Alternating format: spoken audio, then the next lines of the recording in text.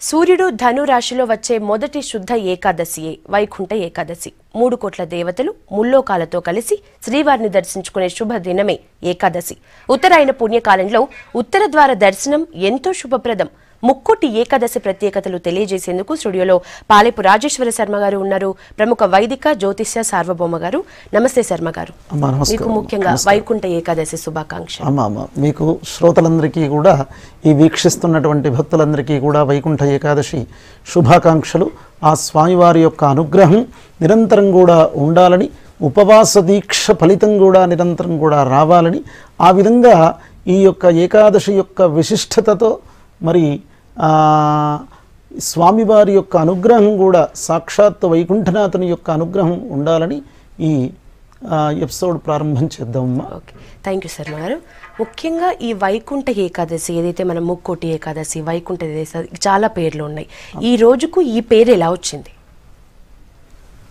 వైకుంఠ ఏకాదశి అనే దానికి ముర అనేటువంటి రాక్షసుడు విష్ణుమూర్తి 6 నెలల పాటు నిద్రిస్తూ ఉంటాడు, మిగతా 6 నెలల పాటు మేలుకొని ఉంటాడు అని. విష్ణుమూర్తి నిద్రిస్తూ ఉన్నటువంటి సందర్భంలో అనేక విధమైనటువంటి రాక్షసులు తన యొక్క దుశ్చర్యల చేత భూలోకంలో జనాలను చాలామందిని ఇబ్బంది పెట్టినటువంటి వారు, ఈ ప్రకృతిని కూడా ఉల్లంఘన చేసినటువంటి వారు. కనుక అందులో ముఖ్యుడు మురాసురుడు.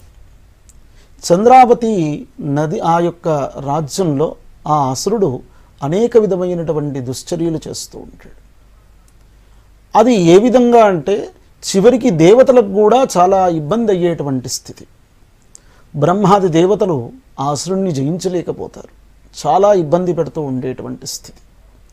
ఆ విధమైనటువంటి సందర్భంలో ఆ దేవతలందరూ కూడా కలిసి అసుర సంహారకుడైనటువంటి విష్ణుమూర్తి దగ్గరికి వెళ్ళి మొరపెట్టుకుంటూ ఉంటారు.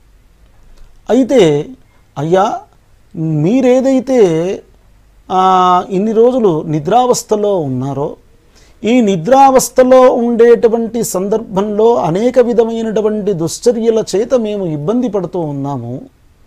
ఈ ఇబ్బందులు పోవడానికి మీరు మేల్కోవాలయ్యా, మాకు సకల విధమైనటువంటి శుభాలు కలగాలి, మా కష్టాలు మీరు తొలగించాలి అనేటువంటి విధంగా వైకుంఠనాథుని దగ్గరికి వెళ్ళి మొరపట్టుకున్నటువంటి రోజు కాబట్టి వైకుంఠ ఏకాదశి అనేటువంటి పేరు వచ్చింది. అదండి వైకుంఠ ఏకాదశి రోజున. మరి అంతేకాకుండా స్వామివారు ఆ ఉత్తర ద్వారం యొక్క వైకుంఠంలో ఉన్నటువంటి చాతురు యొక్క ద్వారాల్లో ఉత్తర ద్వారం నుంచి దర్శనం చేసుకునేటువంటి విషయం. కేవలం ఈ రోజే ఉత్తర ద్వార దర్శనం ఉంటుందా? అవునండి. ఎందుకోసము అనంటే ఉత్తర ద్వార దర్శనం మిగతా రోజుల్లో ఉండదు. ఇది ఈ రోజుకు సంబంధించినటువంటి ప్రాముఖ్యత. ఎందుకోసము అనంటే ఈ స్వామివారు బ్రహ్మాది దేవతలు, ప్రజలు ప్రతివారు కూడా వెళ్ళి స్వామివారిని వేడుకున్నారు కదా. మనకు ఎవరైనా పెద్దవాళ్ళు వస్తూ ఉన్న సందర్భంలో మనం ఏమనుకుంటాం, చిన్నపాటి ఒక నాయకుడు వస్తేనే, అధిపతి వస్తేనే, రాజు వస్తేనే ఆయన దగ్గర వెళ్ళి ఆయన దృష్టి మన పైన పడాలి అనే ఉద్దేశంతో ముందుగా మనం వెళ్ళి ఆయనను దర్శనం చేసుకోవాలి. ఒక్కమారు మన పైన ఆయన దృష్టి పడినా చాలు, మన జన్మ ధన్యం అనుకుంటా. మరి ఒక నాయకుడు, ఒక రాజు ఆ విధంగా ఉంటేనే వారి యొక్క దృష్టి పడితే చాలు అనుకునేటువంటి విషయం. లోకానికి నాయకుడు, మనందరినీ కూడా శాసించేటువంటి వ్యక్తి, మనకు బతికిచ్చినటువంటి ఆయన యొక్క దృష్టి పడితే ఎట్లా? మరి చాలా మంచిది కదా. కనుకనే మరి స్వామివారు దక్షిణ శిరస్సు అయి పడుకుంటారు. దక్షిణ శిరస్సు అయి పడుకున్నటువంటి ఆయన ఎటువైపు చూస్తాడు? ఉత్తరం వైపు చూస్తాడు. కనుకనే ఆయన మేలుకుంటూ ఉన్న సందర్భంలో అయ్యా, మా యొక్క కష్టాన్ని విలబుచ్చి మేము మీలను మేలుకొలుపు చేస్తూ ఉన్నాం. కనుకనే ఈ మేలుకున్నటువంటి సందర్భంలో ఎప్పుడైతే ఆ క్షణంలోనే ఆయన దృష్టి పడి మా కష్టాలు పోవాలి అనేటువంటిది అంతరార్థం. ఉత్తర ద్వార కనుకనే దర్శనం వల్ల జరిగే ఆ ఉత్తరం ద్వారా దర్శనం ద్వారా వచ్చేటువంటి అంతరార్థం ఏమిటి? స్వామివారికి మేలుకొలుపు జరుగుతూ ఉన్నది ఇక్కడ.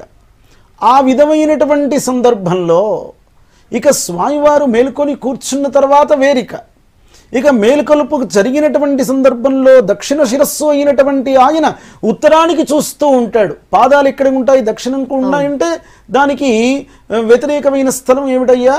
ఉత్తరం. కనుకనే ఉత్తరాభిముఖంగా చూస్తూ ఉంటాడు కాబట్టి మొట్టమొదట ఆయన ఎదురుగా నిలబడాలి. ఆయన ఎదురుగా నిలబడితే ఆయన యొక్క దివ్యమైనటువంటి దృష్టి మా పైన సోకి మా కష్టాలన్నీ కూడా నివృత్తి అవుతాయి. ఎందుకు? అంతవరకు చాలా కష్టాలు అనుభవించి ఉన్నారు వారు. కనుకనే పరంపరగా వీరు ఇంతవరకు కూడా నిద్రావస్థలో ఉన్నటువంటి స్వామి ఎప్పుడైతే మనను నిద్రావస్థ ద్వారా అనేక విధమైనటువంటి కష్టాలు స్వామివారికి చెప్పుకోలేకపోతున్నాం.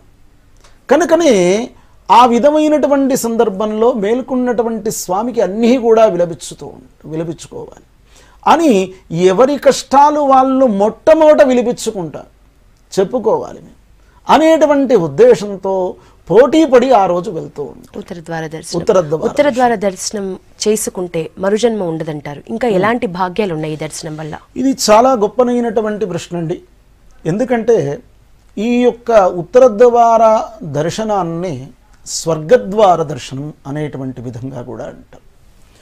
భీష్ముడు దక్షిణాయనంలో చాలా పోట్లాడుతూ ఉంటాడు. యుద్ధం 10 రోజుల పాటు అఘోరమైనటువంటి యుద్ధం చేస్తాడు. యుద్ధం చేసి యుద్ధంలో ఓడిపోతాడు. ఏ విధంగా? ఆయన ఒక్క బాణంతో కాదిక 1000 బాణాలతో శరపంజరం పైన ఇక్కడ పడుకుంటూ పెడతారు. భీష్మునికి ఒక వరం అనేటువంటిది ఉంటుంది. అది ఏమిటయ్యా? భీష్ముడు ఈరోజు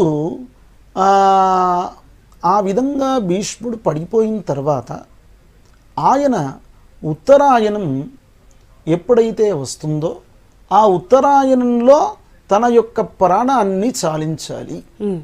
నేను దక్షిణాయనంలో చావుకు దగ్గరగా వెళ్తాడు, అయినప్పటికీ ప్రాణం పోరు. ఎందుకోసం ఆగుతాడు ఆయన? ఉత్తరాయణంలో ఎప్పుడైతే ఈ యొక్క ఆత్మ అనేటువంటిది దేహం నుంచి పోతుందో వారికి స్వర్గప్రాప్తి అవుతుంది. కనుకనే ఆ విధంగా ఉత్తరాయణంలో దక్షిణాయనంలో ఆయనకు ప్రాణాంతకమైనప్పటికీ ఉత్తరాయణంలో ప్రాణాన్ని విడుస్తాడు. ఏ రోజు విడుస్తాడంటే ఇది మాఘమాసంలో మొట్టమొదట వచ్చేటువంటి అష్టమి రోజున ఆయన ఈ భీష్ముడు కాలాటం చేశాడు, మృత్యువును చాలించాడు అని. అట్లాగే భీష్ముడు కూడా 5 రోజుల పాటు మనకు ఉన్నటువంటి ఆయువులు ఏవైతే ఉన్నాయో పంచ ఆయువులను ఒక్కొక్క ఆయువును ఒక్కొక్క రోజున వదిలిపెడతాడు. అది అష్టమి నుంచి ఏకాదశి వరకు కూడా వదిలిపెడుతూ ఉంటాడు. కనుకనే ఆ యొక్క మాఘమాసంలో మొట్టమొదట వచ్చేటువంటి ఏకాదశిని భీష్మేకాదశి అంటారు. ఎందుకోసం? భీష్ముడు ప్రాణాన్ని సంపూర్ణ ప్రాణాన్ని వదిలిపెట్టినటువంటి రోజు. కనుకనే ఆ విధంగా ఉత్తరం అందరూ కూడా చాలామంది ఈ యొక్క ఉత్తరాయణంలో ప్రాణం చాలిస్తే అనేక విధమైనటువంటి స్వర్గప్రాప్తి అవుతుంది అనేటువంటి ఉద్దేశంతో వారు మహానుభావులందరూ కూడా వారి వారి యొక్క ప్రాణాన్ని ఆయుష్పట్టును వాళ్ళ చేతిలో ఆధీనంగా ఉండేటువంటి ఆయుష్పట్టు కలిగినటువంటి మహానుభావులు చాలామంది వారి యొక్క దేహాన్ని కూడా చాలించింది. అందుకోసమే ఈ ఉత్తరాయణంలో వైకుంఠ ద్వారం అనేటువంటిది 6 నెలల పాటు తీసి ఉంటుంది అని కూడా. కనుకనే ఉత్తర ద్వారం ఎప్పుడైతే ఉత్తర ద్వారం 6 నెలల పాటు తీసి ఉంటుంది వైకుంఠ ఉత్తర ద్వారం. వైకుంఠంలో ఉండేటువంటి ఆ యొక్క ఉత్తర ద్వారం గుండా ఎప్పుడైతే వారికి స్వర్గప్రాప్తి అవుతుందో వైకుంఠ ప్రాప్తి అవుతుందో వారికి పునర్జన్మ నవిద్యతే. పునర్జన్మ అనేటువంటిది ఉండదు. 6 నెలల పాటు స్వామివారి నిద్రావస్థలో ఉన్నటువంటి సందర్భంలో వైకుంఠ ద్వారం అనేటువంటిది మూసి ఉంటుంది.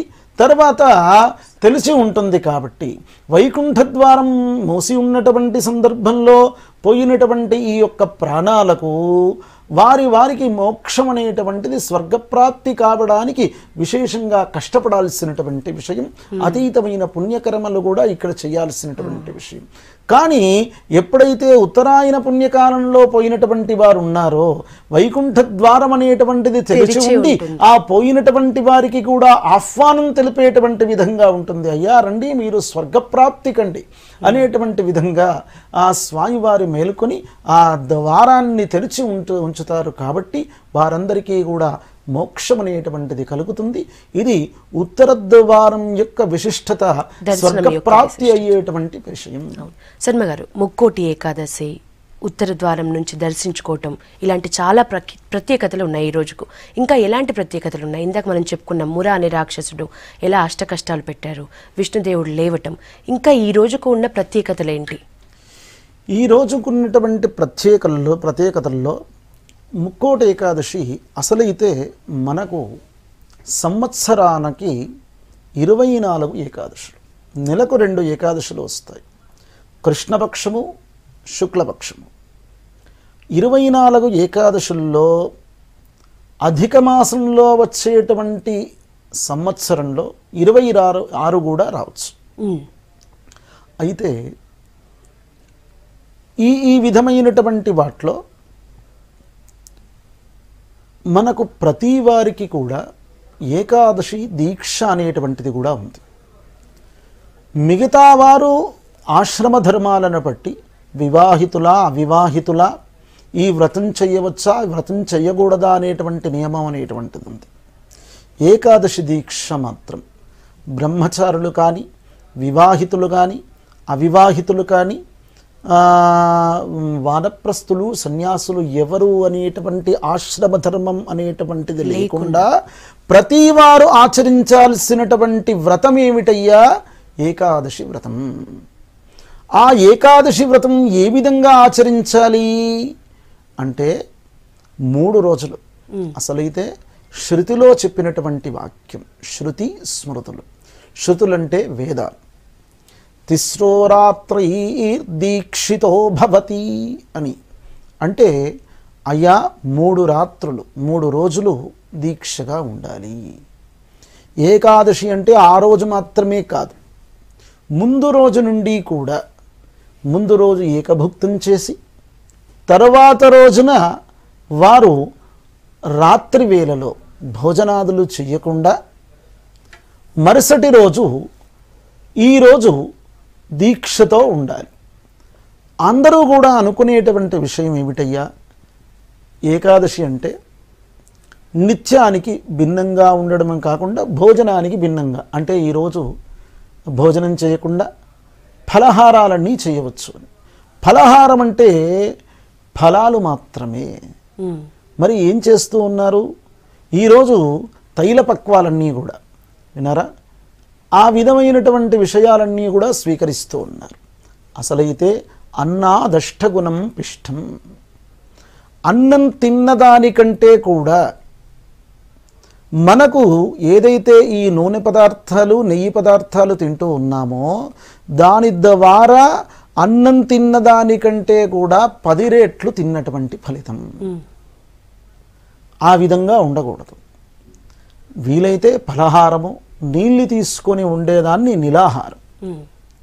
మరి ఈ ఉపవాస దీక్ష ఏదైతే ఉందో, ఈ ఉపవాస దీక్షలో కూడా ఎవరికైతే అనుకూలంగా ఉంటుందో వారు చేస్తే మంచిది. కొంతమందికి ఈ నియమం అనేటువంటిది వర్తించదు. ఎవరికి వర్తించదు? 8 సంవత్సరాల లోపు ఉన్నటువంటి బాల్యావస్థులకు, 80 సంవత్సరాలు దాటినటువంటి వృద్ధులకు, అంతేకాకుండా వ్యాధిగ్రస్తులకు. ఏ విధమైన ఆహారం ఈరోజు వద్దని చెప్పామో ఆ విధమైన ఆహారం మాత్రతో సమానమైనటువంటి దేహం కలిగిన వారు ఉండవచ్చు. అది మాత్రం అది వేసుకుంటే వారికి అన్నం తినకుండా కానీ మిగతా పదార్థాలు తినకుండా వారికి ప్రాణాంతకం కావచ్చు. అట్లాంటి వారికి ఈ యొక్క ఉపవాస దీక్షలు వర్తించవు. రోజుకి ఈ వైకుంఠ ఏకాదశికి చాలా ప్రత్యేకతలు ఉన్నాయి. ప్రతి ఏకాదశిలో మీరు ఇందాక చెప్పినట్లు 24 నుంచి 26 ఏకాదశుల్లో ఏ ఏకాదశికి లేని ప్రత్యేకతలు ఈ రోజుకున్నాయి. క్షీరసాగర మదనం జరిగింది ఈ రోజే, అమృతం హాలాహలం పుట్టింది ఈ రోజే, శివుడి కంఠంలో హాలాహలని దాచిపెట్టింది ఈ రోజే అంటారు. ఇంకొన్ని ప్రాంతాల్లో భగవద్గీత శ్రీకృష్ణుడు గీతోపదేశం చేసింది కూడా ఈ రోజే అని పండుగలా జరుపుకుంటారు. ఇలాంటి ప్రత్యేకతలు ఇంకా ఏమున్నాయి? ఇవన్నిటికి సంబంధించిన డీటెయిల్స్ చెప్పండి. ముఖ్యంగా మరి ఒక్క ఏకాదశి, ఈ విధమైనటువంటి ఏకాదశుల్లో చాలామంది మరి ఇన్ని ఏకాదశులు మేము చేయలేము, దీక్షతో ఉండలేము, ఇన్ని ఉపవాసాలంటే చాలా కష్టము, కనుకనే మరి ఏ ఒక్క సూక్ష్మంతోటే మోక్షం లభించాలి అని కోరుకునేటువంటి వారు కూడా చాలామంది. మరి జీవితంలో ఎన్ని ఏకాదశులు వచ్చినా ఆ యొక్క ఫలితాన్ని అనుభవించేది ఏ విధంగా? మరి ఆ ఏకాదశులు ఆచరించడం శ్రేష్టం, ఆచరించాలి కూడా. అట్లా ఆచరించలేని వారి గురించి ఇక్కడ మీరు ఇదొక్కటి ఆచరించేస్తే చాలు మిగతా ఫలితాలు వస్తాయని కాదు అక్కడ. ఎవరైతే మిగతా ఏకాదశులు ఆచరించలేరో మరి వారికి ఏకాదశి దీక్ష అనేటువంటిది ఫలితం ఖచ్చితంగా ఆచరించాల్సిన నియమం కదా మనిషికి. మరి ఆచరించలేదు కదా, మరి పాపం అనేటువంటిది నివృత్తి అయ్యేటువంటిది ఎట్లా మరి అనుకుంటే, ఎప్పుడైతే ఈ ముక్కోటి ఏకాదశి ఆచరిస్తారో, దీనికి ముక్కోటి ఏకాదశి అనే పేరు కూడా. ముక్కోటి ఏకాదశి అంటే 3 కోట్ల ఏకాదశులు చేసినటువంటి ఫలితాన్ని ఇచ్చేటువంటి ఏకాదశి.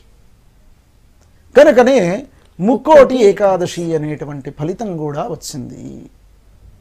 జీవితంలో మనకు వచ్చినటువంటి ఏకాదశులు కాకుండా మనకు ఇహజన్మలో పరజన్మలో వచ్చినటువంటి స్థితిగతులను కూడా, ఆ పాపాలను కూడా నివృత్తి చేసి మనకు స్వర్గప్రాప్తి ఇచ్చేటువంటి ఏకాదశి. కనుకనే అన్ని ఏకాదశులు చేసినటువంటి ఫలితాన్ని ఇచ్చేటువంటిది అని కూడా. మరి నాకు శరీర అవస్థలన్నీ కూడా చాలా అంగాలన్నీ కూడా మంచిగా ఉండి దృఢంగా ఉన్నటువంటి వాడినై నేను ఈ ఏకాదశి దీక్ష అనుకూలంగా ఉన్నప్పటికీ నా శరీరానికి చెయ్యక ఈ ముక్కోటి ఏకాదశి రోజు మాత్రమే చేస్తా అనుకుంటే ఫలితం లభించదు. ఇది చేయలేని వారికి గురించి. అంతేకాకుండా ఈ రోజునాడు నేను చేసేటువంటి శరీరంతో ఆ సత్తా నా యొక్క శరీరంలో ఉన్నప్పటికీ నాకు వృద్ధాప్యంలో కానీ మిగతా సందర్భాల్లో వయస్సు మీరిన సందర్భంలో నాకు మిగతా ఏకాదశులు చేసేటువంటి స్థితులు లేవు. ఈ ముక్కోటి ఏకాదశి కూడా చేసేటువంటి స్థితి ఉండకపోవచ్చు. మరి ఎట్లా అంటే మనకు శరీర అవస్థలు మన ఆధీనంలో ఉన్న సందర్భంలో ఎప్పుడైతే ఈ యొక్క ముక్కోటి ఏకాదశి దీక్షగా ఉంటామో ఈ ఫలితం అనేటువంటిది ముందు కూడా మీకు వస్తుందయ్యా. వృద్ధాప్యంలో కానీ మనం వ్యాధిగ్రస్తులతో మనకు ఏదైనా సోకిన సందర్భంలో కానీ, జ్వరాలు కానీ ఇంకేదైనా సోకిన సందర్భంలో ఆ యొక్క సందర్భంలో ఏకాదశులు మనం చేయలేము కదా, ఈ ఏకాదశి ఫలితం కూడా అప్పుడు వస్తుంది. కనుకనే 3 కోట్ల ఏకాదశులు చేసినటువంటి ఫలితం. అంతేకాకుండా ఈ బ్రహ్మాది దేవతలందరూ కూడా దేవుని దగ్గరికి వెళ్ళి మొరపెట్టుకున్నారు అనుకుంటా. వీరందరినీ కూడా తీసుకొని స్వామివారు 3 కోట్ల దేవతలతో భూలోకానికి వచ్చారు అనేటువంటి నానుడి కూడా. మరి 33 కోట్లు కదా, 3 కోట్ల మంది రావడం ఏమిటి అంటే మనకు సూక్ష్మానికి సంబంధించిన పదాలు కూడా వాడడం అనేటువంటిది నానుడి. అంటే 33 కోట్ల ఒక సహస్రం అంట. సహస్రం అంటే ఏమిటి? సహస్రం అంటే 1000 అనేటువంటి విషయం. అసలైతే సహస్రం అంటే లెక్కలేదు. 3 అనే పదానికి మరి 33 అనే దానికి 3 అనేటువంటిది కూడా పెట్టేసి దాన్నే సూక్ష్మంగా అనుకరించినటువంటి పదమయ్య. దేవతలందరూ కూడా వచ్చారు ఈ యొక్క పృథివీపైకి, విష్ణుమూర్తి వాళ్ళందరినీ కూడా తీసుకొని వచ్చాడు అనేటువంటి విధం కూడా ఉంది. అందుకోసమే ఈ యొక్క మనందరినీ కూడా పునీతులను చేయడానికి విష్ణుమూర్తి ఆ యొక్క 33 కోట్ల దేవతలతో ఈ భూలోకానికి వచ్చి మన యొక్క కష్టాలను సాక్షాత్తుగా నివృత్తి చేసినటువంటి రోజు కాబట్టి ఇది ముక్కోటి ఏకాదశి అనేటువంటి ఆ అంతరార్థం అనేటువంటిది కూడా ఉంది. మరి ఈ యొక్క ఏకాదశి కూడా మిగతా ఏకాదశుల కంటే కూడా చాలా భిన్నమైనటువంటిదని, మరి అంతేకాకుండా ఇందాక కూడా చెప్పాను, ఇది ఈ యొక్క ఏకాదశుల్లో ఎందుకోసం భిన్నమైనటువంటిది అంటే చాంద్రమానం సౌరమానం. దేవునికి మనకొక సంవత్సరం అయితే దేవునికి ఒక రోజు. ఇందాక వారు స్వామివారు కూడా చెప్పారు. ఆ విధమైనటువంటి రోజుల్లో స్వామివారికి ఎప్పుడైతే ఉదయం ప్రారంభమైందో, సూర్య ఉదయం ప్రారంభమైందో, ఆ ప్రారంభంలో అరుణోదయం అనేటువంటిది అవుతుంది. అంటే అరుణోదయం సూర్యోదయం. సూర్యోదయం కంటే ముందుగానే 2 గడియల ముందు, గడియకు 24 నిమిషములు, 2 గడియలకు 48 నిమిషములు. సూర్య ఉదయం కంటే కూడా ముందుగానే అరుణోదయ ప్రారంభం అనేటువంటిది ఎప్పుడైతే అవుతుందో ఆ సందర్భంలోనే సూర్యబంధం ఎర్రగా కనబడుతూ ఉంటుంది మనకు. మరి సూర్యుడు ఉదయించాడా? ఉదయించలేదు, అరుణోదయమైంది. అట్లాగే ఉత్తరాయణ ప్రవేశమైందా? ఇప్పుడు కాలేదు. ఉత్తరాయణ ప్రవేశం ఎప్పుడవుతుంది? ఉత్తరాయణ ప్రవేశం అనేటువంటిది మకర సంక్రమణం రోజున అవుతుంది. మరి మకర సంక్రమణం అనేటువంటిది ఈ సంవత్సరం 14వ తారీఖు రోజున 1:19 మకర సంక్రమణం అయింది. సూర్యుడు మకర రాశిలోకి ప్రవేశించాడు. అదే ఉత్తరాయణ ప్రవేశకాలం. మరి ఉత్తరాయణ ప్రవేశకాలం కదా, స్వామివారు 6 నెలల పాటు ఉంటారన్నారే. మరి ఉత్తరాయణ ప్రవేశం కంటే ముందుగానే వైకుంఠ ద్వారాన్ని తీసామే. మరి అదేమిటయ్యా, మరి ఈ గణన తప్పలేదు అంటే, ఎప్పుడైతే సూర్య ఉదయం కంటే కూడా ముందుగా అరుణోదయ కాలం అనేటువంటిది ప్రారంభం అనేటువంటిది అవుతుందో, ఈ యొక్క ధనుర్మాసంలో ధనస్సంక్రమణం నుంచే ఈ ఉత్తరాయణానికి సంబంధించినటువంటి ప్రభావితం అనేటువంటిది ఉంటుంది. కనుకనే ఈ యొక్క ఉత్తరాయణంలో ధనుర్మాసంలో వచ్చేటువంటి శుక్లపక్షంలో వచ్చే ఏకాదశి ఇంకా కూడా ఉందండి. వైకుంఠ ఏకాదశి చాలామందికి కన్ఫ్యూషన్స్. మరి అదేమిటి, మీమాంస ఏమిటయ్యా అంటే, మార్గశిర మాసంలో వస్తూ ఉంది, ఒక్కొక్క మారు పుష్యమాసంలో వస్తూ ఉంటుంది. ఈ మారు పుష్యమాసంలో వచ్చింది. అసలు అయితే స్వామివారికి మార్గశిర మాసం చాలా శ్రేష్టం, విష్ణుమూర్తి యొక్క మాసమే. మధుశ్చ మాధవశ్చ శుక్రశ్చ శుచిశ్చ నభశ్చ నభశ్చేషశ్చోర్జశ్చ సహశ్చ సహశ్చ అని కృష్ణోనంతచ్యుతశ్చక్రీ వైకుంఠోథ జనార్దన ఉపేంద్రో యజ్ఞపురుష. ఈ మార్గశిర మాసానికి ఉపేంద్రుడు, పుష్యమాసానికి యజ్ఞపురుషుడు అనేటువంటి పేరు. కనుక ధనుర్మాసంలో వచ్చేటువంటి దీక్ష ఏ విధంగానైతే ఉంటుందో, ఆ యొక్క దీక్షలో ఉత్తరాయణ ప్రవేశకాలం కంటే కూడా ముందుగానే ఉత్తరాయణ యొక్క ప్రవేశకాలానికి సంబంధించినటువంటి ప్రభావాన్ని చూసేటువంటి ధనుర్మాసంలో మొట్టమొదట శుక్లపక్షంలో వచ్చేటువంటి ఏకాదశి. ఈ మాసంలో పూర్వంలో మార్గశిర మాసంలో మనకు కృష్ణపక్షంలో ప్రారంభమైంది ఈ ధనుర్మాసం. కనుకనే పుష్యమాసంలో వచ్చింది. ఇక పూర్వంలో ఎప్పుడైనా మార్గశిర మాసంలో శుక్లంలో శుద్ధంలో ప్రారంభమైనటువంటి ధనుర్మాసాలు ఉండవచ్చు. ఆ సందర్భంలో ఈ యొక్క ముక్కోటి ఏకాదశి మార్గశిర మాసంలో వస్తుంది. కనుక అందరూ ఈ మార్గశిర మాసంలోనే రావాలి, పుష్యమాసంలోనే రావాలి అనేటువంటిది కాదు ఇక్కడ. అంతేకాకుండా మరి ఈ శుద్ధంలోనే ఎందుకోసం వస్తుంది? మరి బహుళంలో వచ్చేది ఏకాదశి కాదా అయ్యా మరి అనంటే, ఈ ఏకాదశి అనేటువంటి దానికి కూడా తిథులు 15 అయితే శుక్లపక్షంలో కృష్ణపక్షంలో కలుపుకొని ఈ రెండింటినీ కూడితే 30 తిథులు. మరి ఈ 30 తిథుల్లో మరి మొట్టమొదటి 11వ తిథి చాలా శ్రేష్టమనేటువంటి విషయం. ఏకాదశే శ్రేష్టమంటే మొదట వచ్చినటువంటిది ఇంకా శ్రేష్టం. అది ఏకాదశి అనేటువంటి దానికి, అది కృష్ణపక్షమే కానీ శుక్లపక్షమే కానివ్వండి, ఆ ఏకాదశి అనే దానికి విశిష్టత ఏమిటి, ఆ యొక్క అంతరార్థం ఏమిటయ్యా అంటే, మనకు జ్ఞానేంద్రియాలు కర్మేంద్రియాలు, ఈ జ్ఞానేంద్రియాలు కర్మేంద్రియాలు 5 కలిపితే 10 అయింది. ఇక మనస్సు అనేటువంటిది ఇంకొకటి, ఈ 10టికి ఇంకొకటి కలిపితే 11. ఈ 11టిని స్వామివారి పైన లగ్నీకృతం చేసి నిరంతరం కూడా దైవచింతనతో ఉండేటువంటి రోజు కనుకనే అందుకే ఏకాదశి అనేటువంటి పేరు వచ్చింది. ఏకాదశి రోజున ఉపవాసం ఉండడం అనేటువంటిది, ఒక ఆహారం అనేటువంటిది ఒక విధమైనటువంటి ప్రధానమైన నియమం. మరి ఎట్లా అంటే, నిద్ర కూడా పనికిరాదు.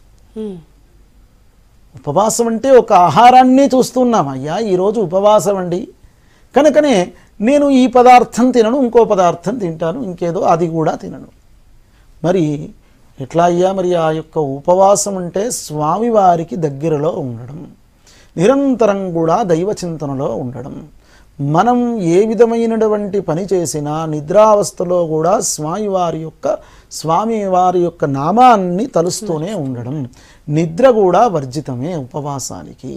కనుక ఈ యొక్క ఏకాదశికి ముందు రోజు ఉపవాసం ఉండి, ఈరోజు కూడా ముందు రోజు ఏకభుక్తం చేసి, ఈరోజు సంపూర్ణంగా ఉపవాసం ఉండి, మరుసటి రోజు ద్వాదశి అనేటువంటిది వస్తుంది. ఏకాదశి తర్వాత ద్వాదశి వస్తుంది.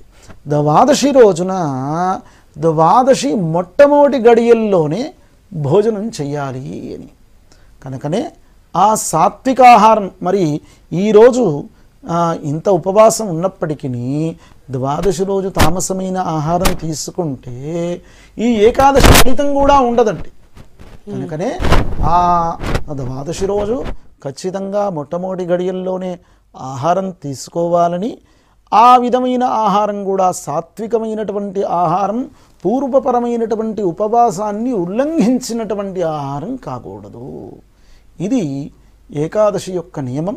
అంతేకాకుండా ముక్కోటి ఏకాదశి, మరి 33 కోట్ల దేవతల అనుగ్రహాన్ని పొందినటువంటి ఏకాదశి.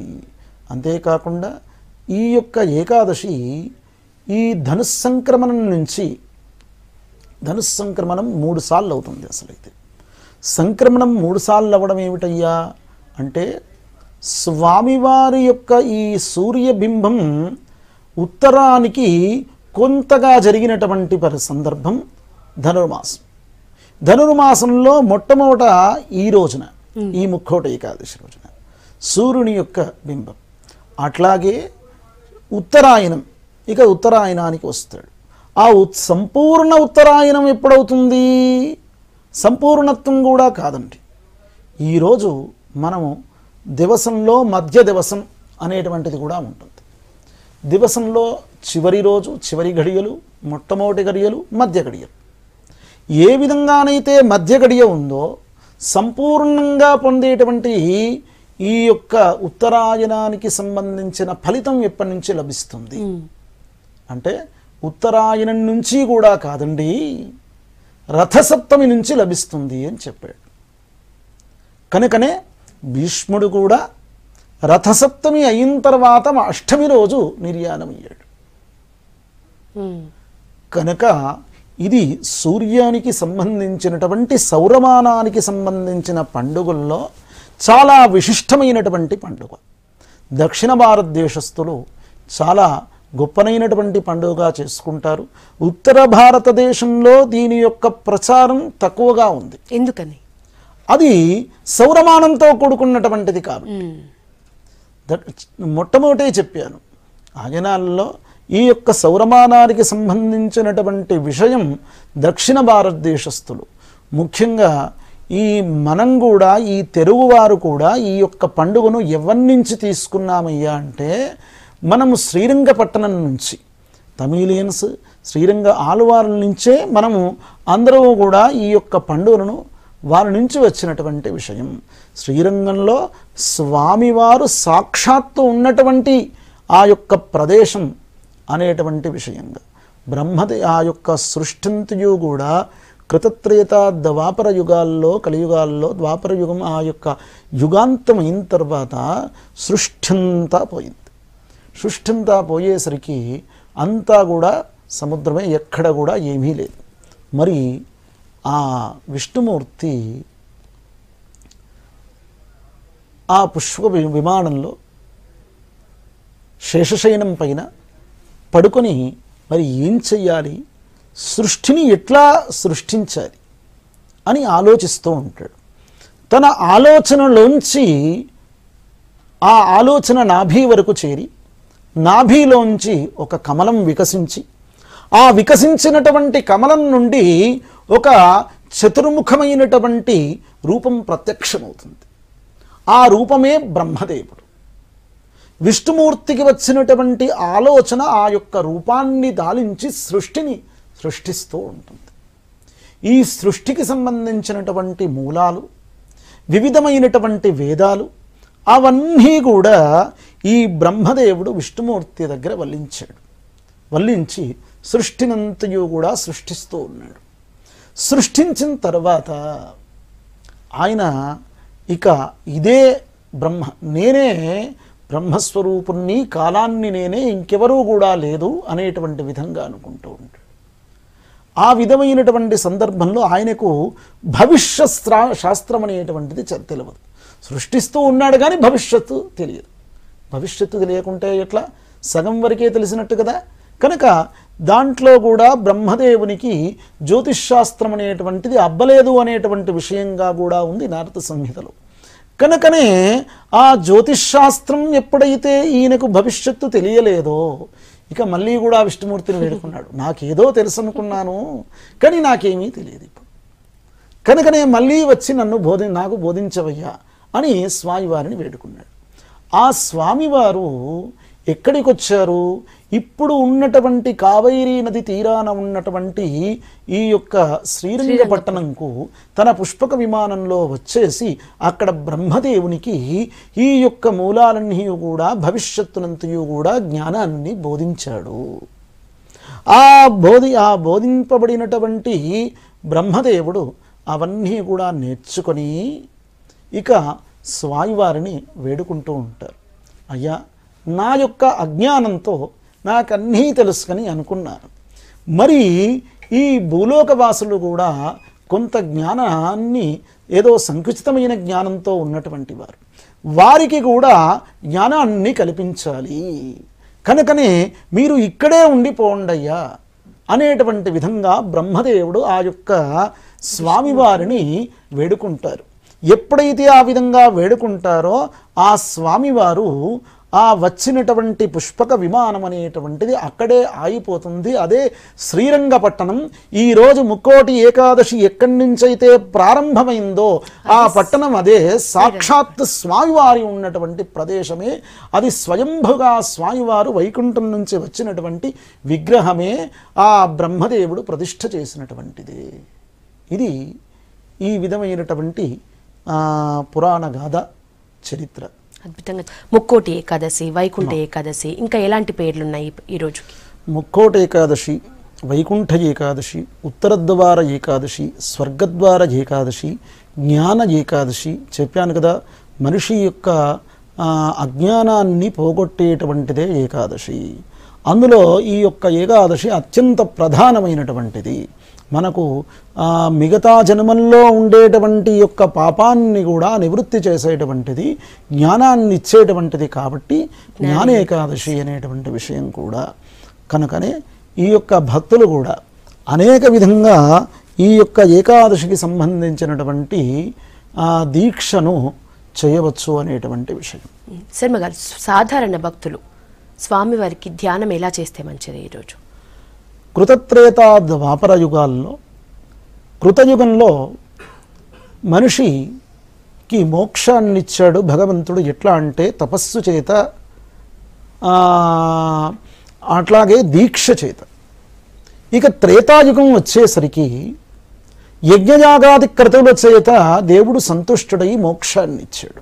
అందుకోసమే రామచంద్రుల వారు ఈ యొక్క యాగం చేశాడు, అశ్వమేధ యాగం చేశాడు. ఈ యజ్ఞం చేసే సందర్భంలో రాక్షసులను కూడా యుద్ధం చేశాడు రాక్షసులతో అని. మరి ద్వాపర యుగం వచ్చేసరికి భజన ద్వారా, కీర్తన ద్వారా స్వామివారు సంతుష్టుడు చెందాడు. అట్లాగే ఈ కలియుగం వచ్చేసరికి దేవుని నామాన్ని పలుకుతేనే చాలు, మనకు అతీతమైనటువంటి మోక్షాన్ని ఇచ్చేటువంటి స్థితి. కనుకనే మీరు స్తోత్రాలు వచ్చినా, వేదాలు వచ్చినా చదవకూడదు అనేటువంటిది కాదు, చదివితే శ్రేష్టమే. ఆ విధమైనటువంటి విషయం రానటువంటి వారు, అయ్యో నాకు ఏమీ రాదు, వాళ్ళందరూ కూడా చేస్తున్నారు, మరి ఎట్లా అంటే ఆ విధంగా కూడా కాదండి. ఖచ్చితంగా మీరు దైవనామస్మరణ చెయ్యండి. దైవనామస్మరణ చేతనే సకల యజ్ఞాలు చేసినటువంటి ఫలితం. దేవుడు కూడా కలియుగంలో ఆ నామస్మరణ చేతనే మనను సంతుష్టి చేస్తే, ఆయన సంతుష్టి చెంది మనకు మోక్షాన్ని ఇస్తాడు అనేటువంటి విషయం. కనుకనే మన పుట్టిన వారికి కూడా దేవుని నామాన్ని పెట్టడం కూడా అందు గురించి అనండి. మనం కావాలని దైవనామస్మరణ అనేటువంటిది చెయ్యకుండా యాదృచ్ఛికంగా ఈ వీరిని పిలవడం చేతనైనా ఈ దైవనామస్మరణ చేసినటువంటి ఫలితాన్ని పొందుతాము అనేటువంటి ఉద్దేశంతో ఈ విధంగా మనకు పుట్టిన వారికి కూడా ఆ దేవుని పేరు పెట్టేటువంటి అంతరార్థం అనేటువంటిది అట్లాగే కలిగింది. సామాన్యులు చింతపడాల్సినటువంటి అక్కర్లేదండి. శాస్త్రం అంటేనే సామాన్యుల గురించి అసలైతే, అయ్యా మీరు ఈ విధంగా మీ జీవితాన్ని సులభ మార్గంలో పెట్టుకోండి, మీ యొక్క కష్టాలను తొలగించుకోండి అనేటువంటిదే శాస్త్రం.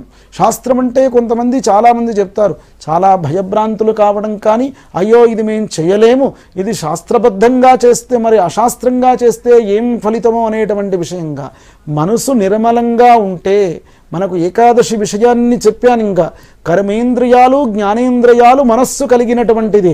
మనసు ఏకాగ్రత చిత్తంతో ఉండాలి, నిరంతరం కూడా దైవనామస్మరణతోటే ఉండాలి. మనకు అతీతమైనటువంటి కామక్రోధమైనటువంటి ఆహారాన్ని తీసుకోకూడదు. వీలైతే మీరు నిలహారమో ఫలహారమో, ఫలాలు తిని కానీ నీళ్లు తాగి కానీ ఇట్లాంటి విధంగా మీ శరీరం ఆ విధంగా అనుకూలించుకుంటే సాత్విక ఆహారమైనా తీసుకొని మీరు ఈ విధమైనటువంటి దీక్ష ఫలితాన్ని పొందవచ్చు. నిరంతరం కూడా స్వామి యొక్క అనుగ్రహాన్ని పొందవచ్చు. ఓకే శర్మ గారు, చివరిగా భక్తులకు ఆశీర్వచనంగా ఏదైనా స్తోత్రం వినిపిస్తారా? ఖచ్చితంగా అండి. ఇదం విష్ణురు విచక్రమే త్రేధాని దధే పదం సమూఢమస్య పాగం సురే ప్రతద్విష్ణుస్తవతే వీర్యాయ మృగో నబీభః కుచరో గరిష్ఠాః యస్యోరుషు త్రిషు విక్రమణేషు అధిక్షయంతి భువనాని విశ్వా స్వస్తి ప్రజాభ్యః పరిపాలయంతాం న్యాయేన మార్గేణ మహీన్నయీషాః గోబ్రాహ్మణేభ్యః శుభమస్తు నిత్యం లోకాః సమస్తాః సుఖినో భవంతు. శ్రీమత్సుదర్శన పాంచజన్య అనంతగరుడ విక్ష శ్రీ శ్రీదేవి భూదేవి సహిత వెంకటేశ్వర స్వామినః పరిపూర్ణ అనుగ్రహాఫల సిద్ధిరస్తు. లోకాః సమస్తాః సుఖినో భవంతు. థ్యాంక్ యూ శర్మ గారు, థ్యాంక్ యూ. ఈ స్టూడియోకి వచ్చి అందరికీ ఆశీర్వచనం ఇచ్చారు, చాలా మంచి మంచి విషయాలు చెప్పారు. థ్యాంక్ యూ అండి. ఇది ఈరోజు ఏది ఉపవాసము, ఏది చేయలేని సాధారణ భక్తులు కూడా నిర్మలమైన మనస్సుతో ఆ దేవదేవుణ్ణి స్మరిస్తూ ఉంటే ఆ పుణ్యఫలమంతా కూడా మనకి దక్కుతుంది అని శర్మ గారు చెప్పారు. ఇది ఇవాల్టి ముక్కోటి ఏకాదశి సందర్భంగా discussion. Stay tune to V6 news as it is.